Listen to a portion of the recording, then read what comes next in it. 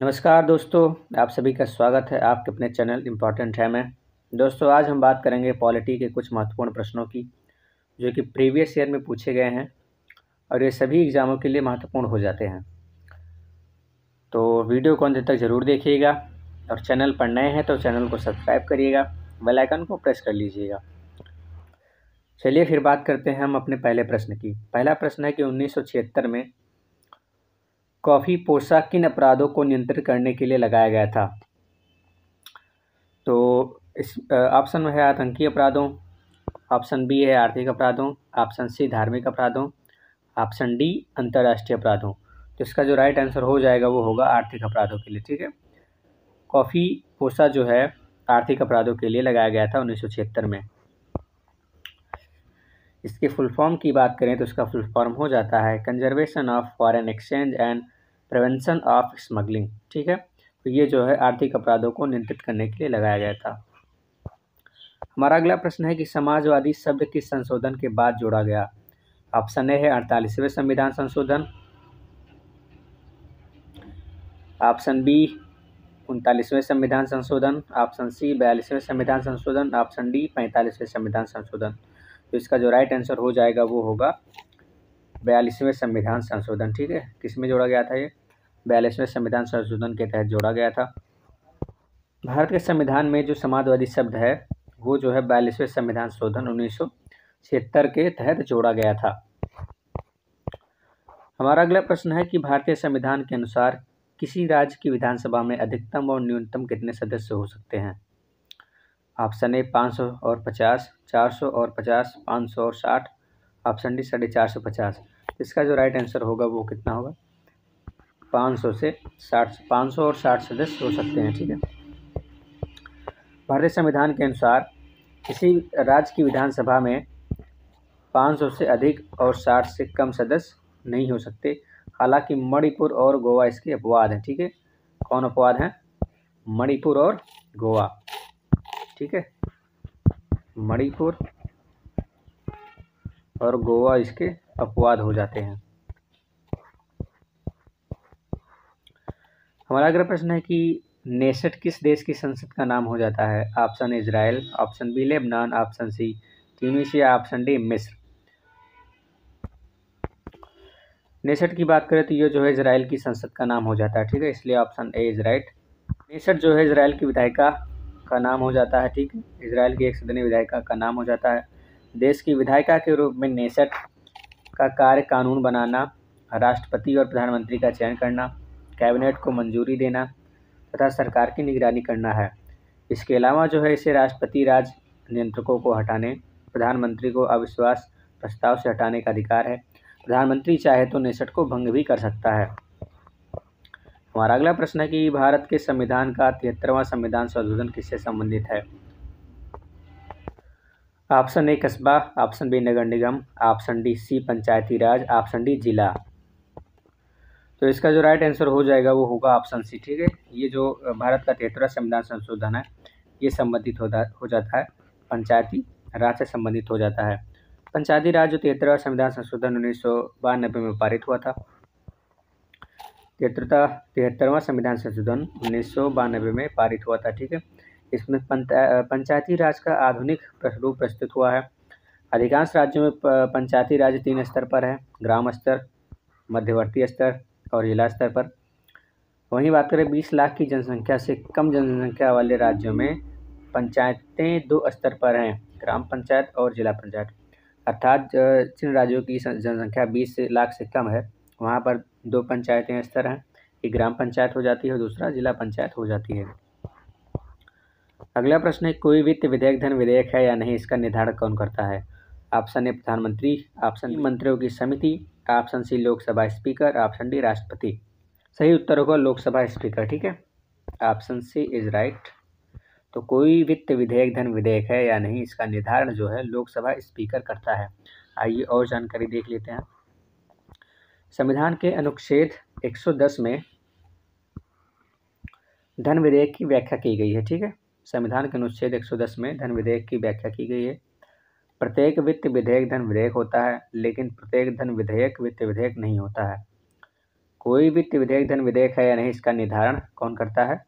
Lok Sabha speaker अध्यक्ष द्वारा किया जाता है।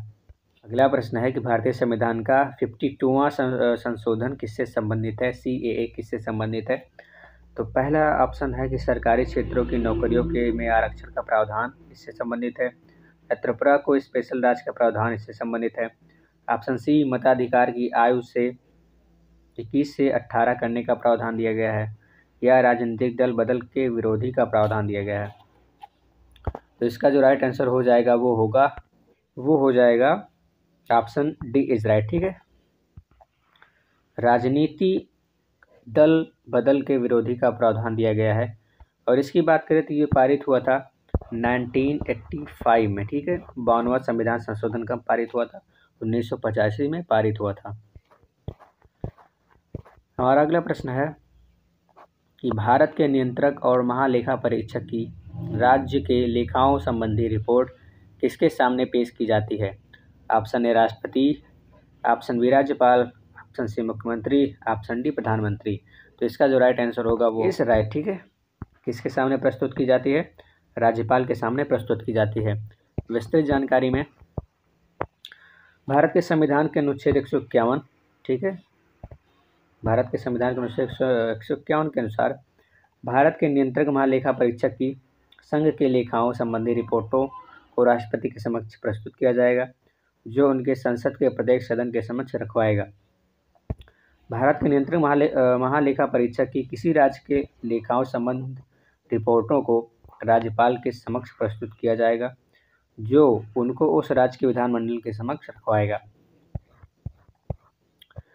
अगला प्रश्न है कि भारतीय संविधान के अनुसार भारत के उपराष्ट्रपति की कम से कम उम्र कितनी होनी चाहिए? ऑप्शन ए 18 वर्ष, ऑप्शन बी 25 वर्ष, ऑप्शन सी 30 वर्ष, ऑप्शन डी 35 वर्ष। तो इसका जो राइट आंसर होगा वो होगा ऑप्शन डी। ठीक है, भारत संविधान के अनुसार जो उपराष्ट्रपति की कम से कम उम्र होनी चाहिए वो होनी चाहिए 35 वर्ष। अगला प्रश्न है कि निम्नलिखित में किसके द्वारा पेश किया गया विधेयक सरकारी विधेयक है? ऑप्शन ए सत्तारूढ़ दल गठबंधन के सदस्य द्वारा, मंत्री द्वारा, विपक्ष के सदस्य द्वारा, या ए और दो अर्थात सत्तारूढ़ दल गठबंधन के द्वारा और मंत्री के द्वारा। तो इसका जो राइट आंसर होगा वो होगा बी। ठीक है, किसके द्वारा सरकारी विधेयक हो जाएगा? मंत्री के द्वारा पेश किया गया विधेयक सरकारी विधेयक। विस्तृत में है, मंत्रियों द्वारा जारी किए गए विधेयक सरकारी विधेयक कहलाते हैं। किसी सदस्य द्वारा जारी किए गए विधेयक प्राइवेट मेंबर बिल कहलाते हैं। ठीक है, प्राइवेट मेंबर बिल कहलाते हैं, जिन्हें सत्तारूढ़ या विपक्ष का कोई भी संसद का सदस्य पेश कर सकता है। अगला प्रश्न है कि निम्नलिखित पर ध्यान दीजिए। प्रस्तावना, मौलिक कर्तव्य, राज्यों के नीति नैतिक सिद्धांत, इनमें किसमें आर्थिक समानता सम्मिलित है? ऑप्शन में है केवल ए और बी, केवल 2, केवल ए और 3, या केवल 3। इसका जो राइट आंसर हो जाएगा वो होगा केवल ए और 3। ठीक है, अर्थात प्रस्तावना और राज्यों के नीति नैतिक सिद्धांत में ही आर्थिक समानता सम्मिलित है।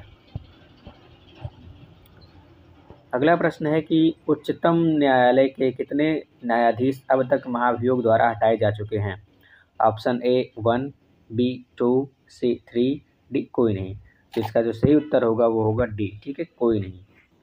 उच्चतम न्यायालय के अभी तक कोई भी न्यायाधीश महाभियोग द्वारा हटाए नहीं गए हैं, यही इसका सही उत्तर हो जाएगा। भारत में पंचायती राज प्रणाली किस पंचवर्षीय योजना में शुरू की गई? ऑप्शन ए है पहली, बी है दूसरी, सी है तीसरी, डी है चौथी।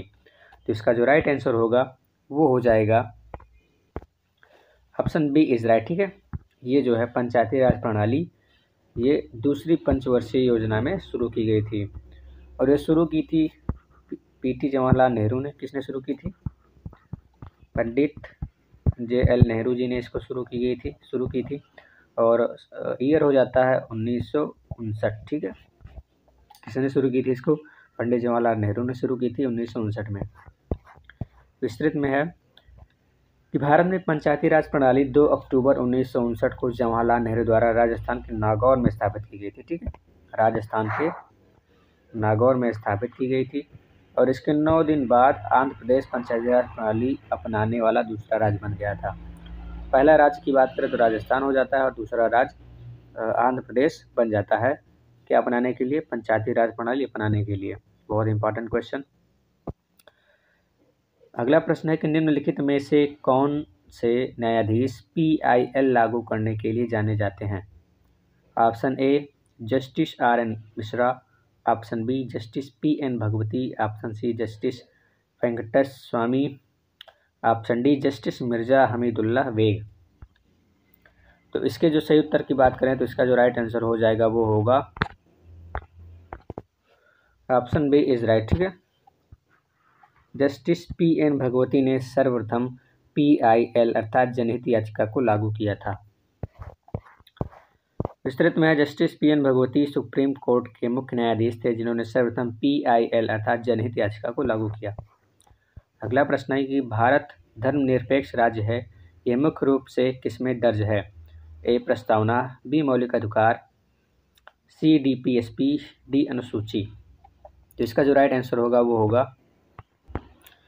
ए। ठीक है, किसमें सम्मिलित है, प्रस्तावना में सम्मिलित हो जाता है कि भारत धर्मनिरपेक्ष राज्य है, ये किसमें सम्मिलित है, प्रस्तावना में ही सम्मिलित है। अगला प्रश्न है कि मजबूत केंद्र के कारण भारत का संविधान किस देश के समान है। ठीक है, option A United States, option B Canada, option C Japan, option D Germany. तो इसका जो सही उत्तर होगा वो होगा कनाडा। ठीक है, किसके समान हो जाता है ये, कनाडा के समान हो जाता है। रीजन कारण होगा।